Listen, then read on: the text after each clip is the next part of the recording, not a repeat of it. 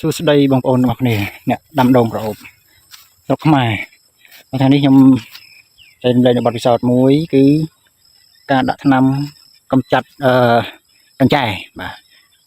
កញ្ចែគឺវាស៊ីដូងយើងគឺនៅរដូវភ្លៀងធ្លាក់ជោគជាំវាវាយលុកខ្លាំងអញ្ចឹងថាដូងខ្ញុំនេះវាអត់ដែលមានកញ្ចែទេស្រាប់តែឆ្នាំហ្នឹងយើងអត់ដឹងវាមានអញ្ចឹងវាស៊ីជ្រុលវាស៊ីបានវាស៊ីអស់4-10ដើមតែវាស៊ីដាច់កពូលតិចទេអញ្ចឹងយើងដឹងតាន់បើយើងដឹងថាវាមានអញ្ចឹងយើងធ្វើការពារវាកុំឲ្យវាស៊ីបានតែឥឡូវស្ងៀមត្រាប់តែវាមកស៊ីអញ្ចឹងទៅឥឡូវយើងចាប់ផ្ដើមដាក់ថ្នាំវាប្រទេសភាពថ្ងៃរៀបលិចបងប្អូនវាដូងខៀវទេប៉ុន្តែថ្ងៃចាំងទៅមើលទៅដូចពណ៌ក្រហមបាទអញ្ចឹងនេះដាក់ថ្នាំ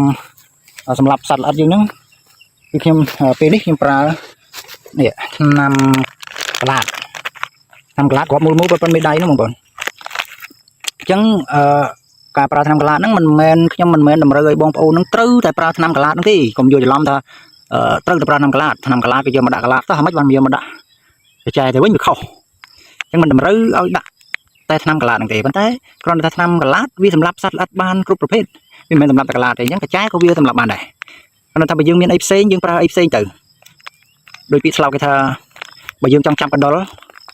ឆ្មាសក៏ដោយឆ្មាខ្មៅក៏ដោយឲ្យតែចាប់កណ្ដុរបានគឺយើងប្រើវាទៅមិនខុសទេអញ្ចឹងបើយើងមានអាហ្នឹងយើងប្រើហ្នឹងទៅហើយយើងប្រើធ្វើម៉េចគឺយើងយកទៅដំវាឲ្យម៉ត់ដាក់ជាមួយដីខ្សាច់ម៉ត់នេះបងប្អូនខ្សាច់ម៉ត់យើងលាយ50ទៅហើយបងប្អូនចង់ឲ្យវាក្រាស់លាយឲ្យក្រាស់ទៅបើបងប្អូនចង់ឲ្យស្ដើងដាក់ខ្សាច់ឲ្យច្រើនទៅតាមសិទ្ធិភាពវាអញ្ចឹងខ្ញុំដាក់50បាទ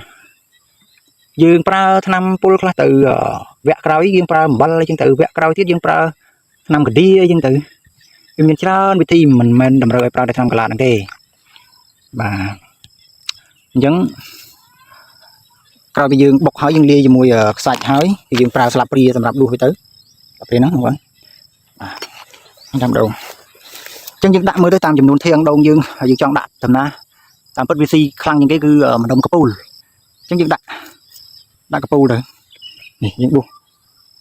ដាក់ទៅដាក់តាមកពូលទៅបងប្អូនដាក់តាមកពូលយើងដាក់ពីកពូលលើមកហ្នឹងហើយចុះមកក្រោមមកវាធ្លាក់តាមធានណាមើលដៃខ្លួនឯងអត់ឃើញបាទហ្នឹងហើយមកដើមតែ2ស្លាបព្រាអីបានណាហើយយើងពាក់ម៉ាស់ពាក់អីផងបងប្អូនណាកុំឲ្យវាដូរក្លិនឈួលឬមួយក៏វាហុយវាអីមកប៉ុន្តែវាមិនហុយអីទេគាត់ថាយើងត្រូវពាក់ម៉ាស់2ស្លាបព្រា3ស្លាបព្រាតាមចំនួនធាងដូងរបស់យើងបង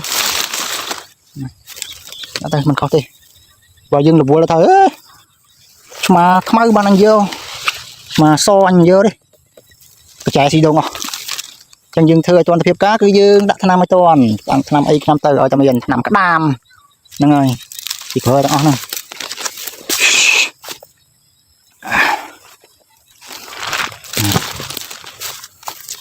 ថ្នាំក្តាមក៏យើងប្រើថ្នាំតកៅរយក៏យើងប្រើដាក់ទៅអញ្ចឹងយើងប្រើវាអញ្ចឹងហើយប្រសិទ្ធភាពវាអាចបាន15ថ្ងៃទៅ20ថ្ងៃអញ្ចឹង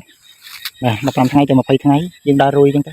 20ថ្ងៃក្រោយយើងដាក់ស្អីផ្សេងទៅបើយើងមានអាហ្នឹងដាក់អាហ្នឹងទៀតទៅបើយើងមានស្អីផ្សេងយើងដាក់អីផ្សេងទៀតទៅបាទមិនទទួលខុសទេបងប្អូនសំខាន់យើងការពារសុខភាពយើងកុំឲ្យវាមានបញ្ហាដល់សុខភាពយើងពាក់អាចពាក់ស្រោមដៃអាចពាក់ម៉ាស់នេះដើមទៀតនេះអាហ្នឹងកពូលនេះដាក់ទៅកុំចាំរកថ្នាំស្អីបើឲ្យមានវិធីជាច្រើនទៀតបងប្អូនអាចប្រើអុកម៉ូនចាប់កញ្ចែបាទប្រើអីក៏បានអុកម៉ូនចាប់កញ្ចែខ្ញុំមានមិត្តភក្តិខ្ញុំពីលក់បងប្អូនយល់ថាចង់ប្រើអុកម៉ូនទិញអុកម៉ូនចាប់កញ្ចែបាទមានអុកម៉ូនចាប់កញ្ចែមាន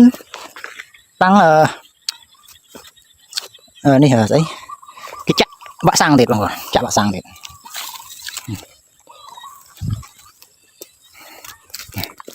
បាទអរគុណចឹងបងប្អូនវីដេអូថ្ងៃនេះមានតែប៉ុណ្្នឹងទេអរគុណសម្រាប់ការតាមដានទស្សនាចែករំលែកនៅបទពិសោធន៍ទាំងអស់គ្នាបាទសូមអរគុណសូមជម្រាបលាជួបគ្នានៅវីដេអូក្រោយទៀតបាទ